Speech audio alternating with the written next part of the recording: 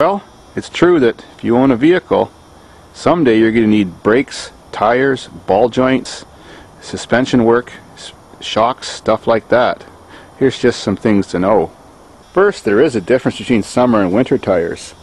If you've got a good quality winter tire, it's got a different tread pattern, and it actually has a different compound in the rubber, usually graphite particles, to help it stick to ice. So it actually does have better traction in snow by its tread pattern, and it actually stops better on ice. There also is different compounds in tires like aniline. Aniline makes your rubber harder, and that makes your tires last longer. So if you buy a more expensive tire, you can expect you may be getting your money's worth because you're going to go more miles on it. Now a bit about the brakes. Nowadays on most cars, rotors are so cheap and they're so poor that just about every time you need to do a brake change, you change your rotors too. Well, when you go into a garage, they always like to point out, oh look, you've only got 30% pad life left. Oh, you better get everything changed before it wears out, because then it's going to cause more damage. Well, that's stupid.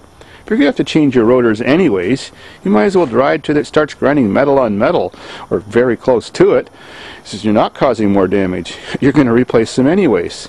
So don't fall for that. I wouldn't even think about changing my brakes unless I seen 1 millimeter or less, you know, unless I knew I wasn't going to be able to in the near future. Next is your shocks and struts. Well, of course, when your vehicle gets older, it's likely that they're going to start leaking slowly. Well, they still work fine. It's not till almost all the fluid is leaked out of them before they lose their effectiveness. The best way to check is step on the bumper or put your knees on there so you don't scratch it, whether it be front or rear, and do one corner at a time.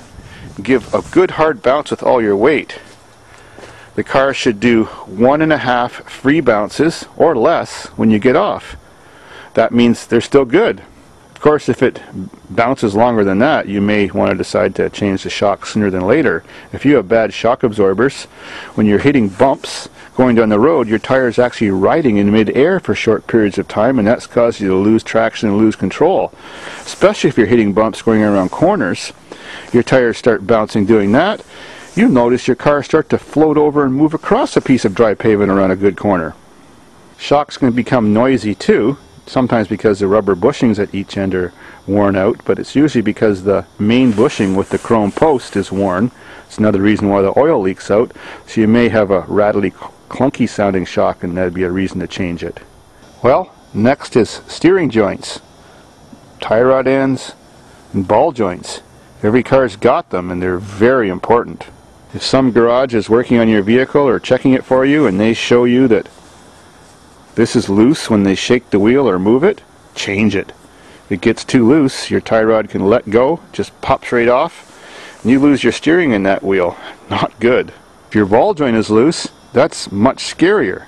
Then your wheel can let go, it can move right out sideways, get tucked underneath the fender, break the axle, cause it to skid, cause fender and door damage, and possibly suck you into oncoming traffic or into a ditch. Now, the higher speed you're going, the scarier that's going to be. Then there's sway bar links.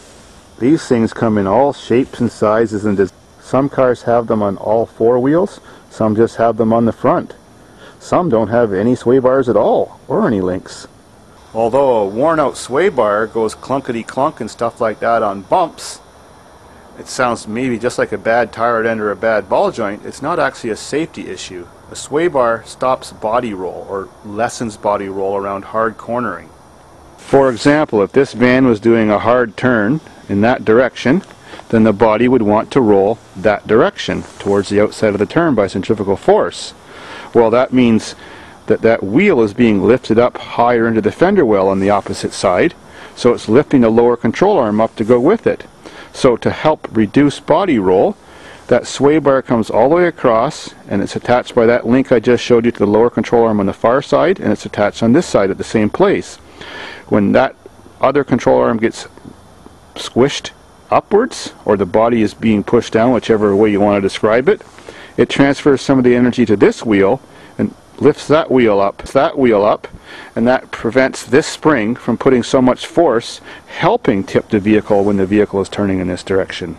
So if your sway bars are making all those clattering noises, they're still functioning absolutely perfectly fine and perfectly safely.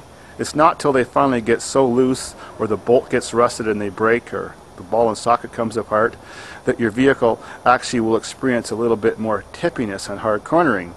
But most people, unless they're driving like a slalom course or something, probably aren't even going to notice. But it is an issue in case you have to have your vehicle done for a safety inspection. They have to be in good condition. Vehicles with rack and pinion steering have inner tie rod ends too, which are sealed inside a rubber boot. Well, it's easy to check by moving the wheel back and forth when the car's jacked up if they have play too. And if they have play, it's recommended that you change them soon. Other cars have a ball type steering system in a steering box. It's called recirculating ball. It's not as precise a system. You always have a little bit of play in your steering wheel. Well, the more play, the older, more worn out your vehicle is. Most vehicles, nothing will ever happen and that box will last the life of the vehicle, but there is a few vehicles when the box gets old and tired, you then have no connection and you lose your steering. Another myth is that every time you get a ball joint or tie rod end changed, oh, you've got to have an alignment. They want to sell you that to make some easy money. Not true most of the time. A ball joint has no adjustment. It just pretty much goes back in the same exact way it came out. So when you put a new ball joint in to replace a worn out one, it brings all your suspension measurements exactly up to the way they were supposed to be, so long as you haven't hit anything or had an accident in between.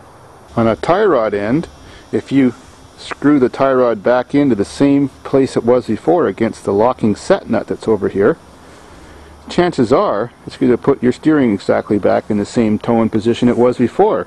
On many modern cars, especially General Motors cars of all shapes and sizes, their lower control arms, where they attach to the frame, are attached by big round rubber bushings with a bolt going through the middle.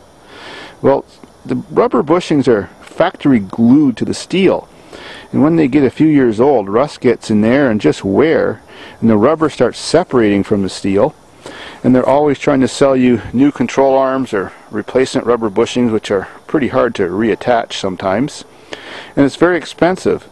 So if the rubber is only partially separated, don't believe them. It's not till they're more than 50% or more separated that you can consider changing one of those, and it's not a 100% safety issue. When the rubber bushing is completely separated, the car just has a little bit of sway. Other than that, it still drives pretty good. The steering kind of feels a bit wonky too, like loose, but loose like it's in goo or something, not like a clunkety loose. Many vehicles even have similar control arm bushings in the rear, but they're just sort of mounted in a different position. Another thing that commonly goes wrong with the suspension and steering of many vehicles is upper strut bearing plates. That's the round plate with the bolts on it that the spring goes on the one side and it attaches to the shock tower on the other side. Just from rust and corrosion, these bearing plates seize up, and when you're cranking your wheel, sure, the wheel will still turn, but the spring starts to twist and take up the movement instead of the plate turning, and the spring can jump on its pad and you'll hear bonk, bonk, or clunk, clunk noises as you're cranking the wheel one way or all the way the other way. Another symptom is, for example, if you're backing out of your driveway and you've got the wheels cranked all the way one way, put the car into drive and go to pull forward, the steering wheel just doesn't bring itself back to center by itself. You've got to manually bring it back. And sometimes after you're done doing that, the steering will always want to pull that way, but then the next time you back up or turn around and do a hard turn the other direction, the steering wheel will want to sit a little bit cocked off the other way. That's a sign. Another thing is when you're getting brake jobs done by shops, and if you're not doing them yourself, very often they're going to tell you you need new calipers. Well, don't believe them. If the pads are worn out on each side equally, they're probably not seized, and if the vehicle is fairly modern, they're probably not seized. If you want to know if your calipers are seizing, you just go for an ordinary drive, you know, several times doing some braking, then just pull over and stop, take your hubcaps off, or if you've got no hubcaps or aluminum wheels, that's even better, and feel both sides. Sure, they should be warm, but if one side's hot, well then that's telling you that you could have a seized caliper or at least seized sliders. Of course, if you ever see any leakage from a brake cylinder or from a caliper, then it's definitely time to change it. If you ever see any cracks deep enough in your front brake flex hoses or rear flex hoses that you can see the white cord inside, change them immediately. Sometimes people who work at repair garages, like especially the big name brand ones, are trained how to fearmonger, how to show you things which may look dangerous but really aren't, how to talk to you in a way to scare you, just to get, you know, more business. Some places make, for example, the employee makes 20% on every sale or every part he sells the customer. So it's in their best interest to make you have an over-service vehicle, not your best interest.